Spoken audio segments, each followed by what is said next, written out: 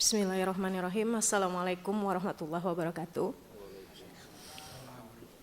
Yang saya hormati Bapak Pimpinan Komisi 3 dan Bapak-Bapak anggota yang saya hormati semuanya.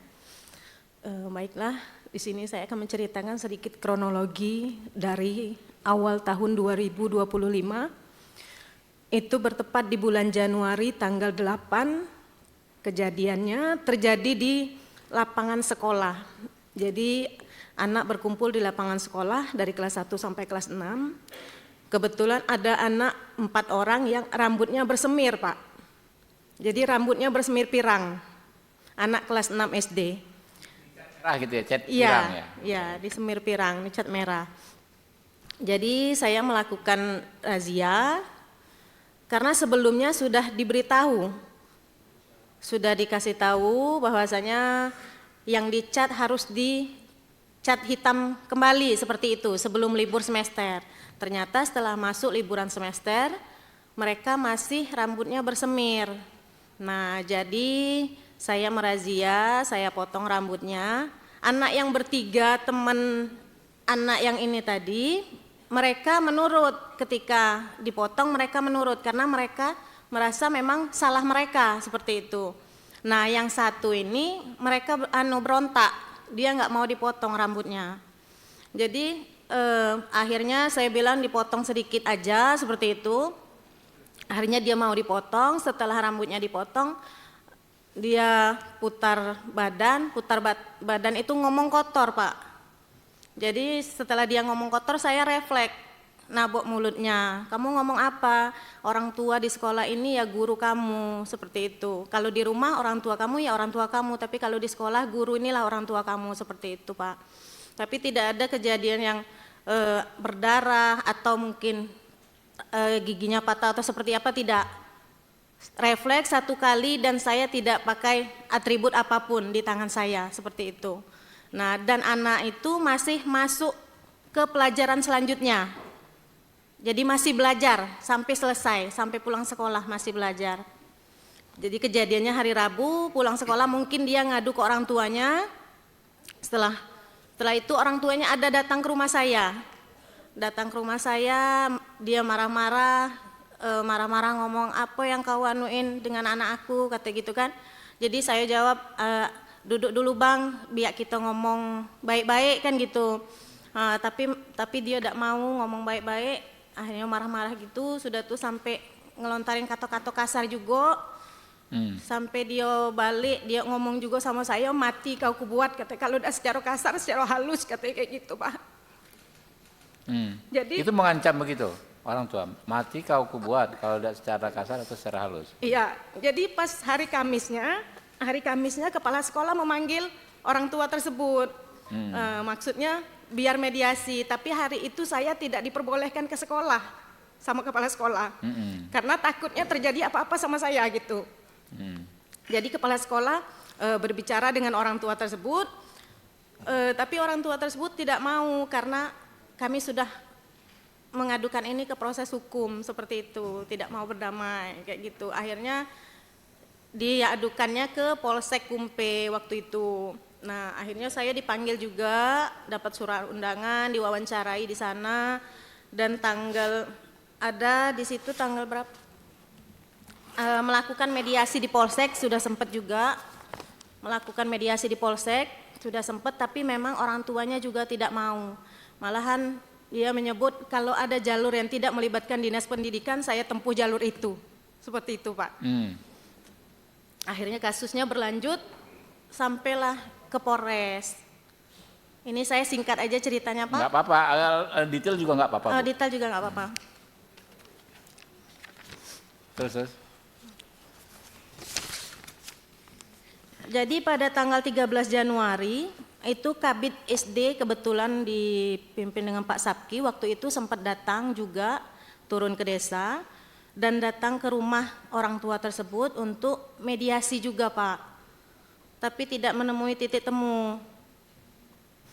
Udah itu yang kejadian mediasi di Polsek itu tanggal 22 Januari. Mediasi di Polsek terjadi, ya orang tua mengatakan seperti itu. Kalau ada jalur yang tidak melibatkan dinas pendidikan, saya tempuh jalur itu katanya. Pada bulan Maret saya beserta suami naik ke rumah ke ketua adat, ingin menyelesaikan masalah ini, mengajak ketua adat untuk ke rumah orang tua tersebut biar bisa diselesaikan di desa seperti itu. Tapi ketua adat menolak, ketua adatnya datang sendiri ke rumah orang tua tersebut dan memang tidak ada penyelesaian. Tidak ada penyelesaian. Pada tanggal 12 Maret ada surat panggilan mediasi di Polres, itu juga tidak terlaksana. Kebetulan hari itu saya ada kegiatan, jadi suami yang mewakilkan untuk datang ke Polres. Tapi ketika suami datang ke Polres, ternyata pihak orang tua tersebut sudah pulang. Jadi mediasinya tidak terlaksana. Pada tanggal 6 Mei, pihak PGRI Kabupaten Muaro Jambi turun ke Desa Pemataraman. Nah, jadi berharap ada mediasi juga dengan orang tua tersebut. Tetapi memang tidak ada penyelesaian. Jadi kebetulan Ketua PGRI-nya Pak Ismianto, Bapak ini mewawancarai semua guru yang ada di sekolah. Seperti itu. Jadi gurunya satu-satu dipertanyakan seperti apa. Saya juga tidak tahu keterangan mereka seperti apa. Sudah itu Bapak ini sempat mau mampir ke rumah orang tua itu, tapi orang tuanya nggak di rumah, jadi nggak jadi. Pada Kamis tanggal 15 Mei, saya dipanggil lagi menjadi saksi di Polres Muaro Jambi. Pada tanggal 20 Mei sama seperti itu juga, saya dimintai saksi dan saya ditetapkan tersangka pada pada tanggal 28 Mei saya dipanggil juga ke ruangan kepala dinas bersama Bapak Ketua PGRI juga. Di situ juga kami mencari penyelesaian atas kasus ini seperti apa. Dan pada hari itu juga saya ditetapkan sebagai tersangka di Polres Muaro Jambi. Dan pada bulan Juni itu saya sudah mulai wajib lapor di Polres Muaro Jambi. Pada awalnya wajib lapor itu 2 kali dalam seminggu, hari Senin dan hari Kamis. Setelah berjalan 1 bulan, saya wajib lapor 1 kali seminggu di hari Kamis. Pada hari Senin tanggal 18 Agustus, Ketua PGRI beserta pengawas SD, beserta kepala sekolah, dan Ketua PGRI Kecamatan juga hadir di rumah orang tuanya. Tapi jawabannya sama ya Pak. Jawabannya juga sama, proses hukum tetap berjalan. Dan ada juga saya saya ke rumah beliau bersama suami saya untuk meminta maaf secara pribadi, saya dengan suami. Jawabannya juga, ya kalau dimaafin tetap dimaafkan, tapi proses hukum tetap berjalan seperti itu Pak.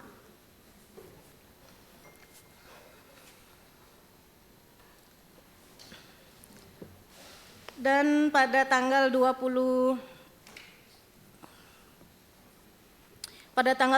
November, saya dan seluruh Kades di Kumpe menghadap ke Bapak Bupati Muaro Jambi untuk mengurus kasus suami saya. Untuk mengurus kasus suami saya sekaligus menyelesaikan permasalahan saya. Jadi di situ disarankan dengan Pak Bupati untuk menulis surat permohonan. Surat permohonan saya layangkan tanggal 25 November ke Kabak Hukum Muaro Jambi. Dan pada tanggal 9 Januari kemarin saya diundang oleh Kesbangpol untuk menindaklanjuti masalah saya.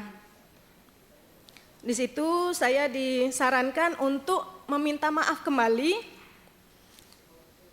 sekaligus menulis surat permohonan maaf secara tertulis. Akhirnya saya naik lagi ke rumah beliau pada tanggal 12 Januari meminta maaf secara pribadi, meminta maaf dengan rendah hati, dan saya mengatakan Jika ada yang bisa saya lakukan untuk menyelesaikan masalah ini, saya akan lakukan. Dan jika saya harus tidak mengajar lagi di SD itu, saya pun ikhlas. Saya bilang seperti itu dengan orang tuanya.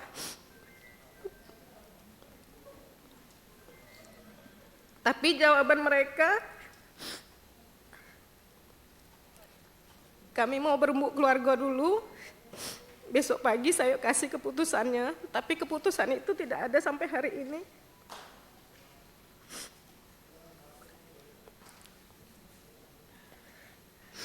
Jadi suami saya sudah ditahan dari 28 Oktober, hampir 3 bulan Pak.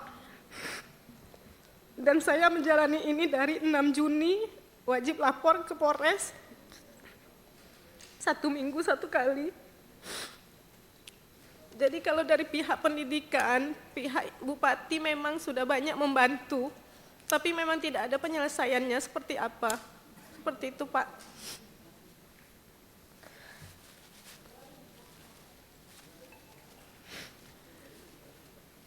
Saya berharap di sini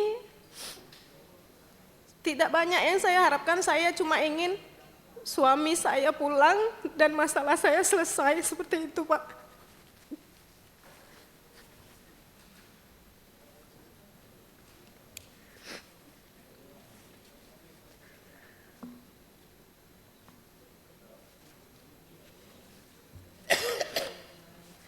Terima kasih Pak. Download Tribun X sekarang, menghadirkan lokal menjadi Indonesia.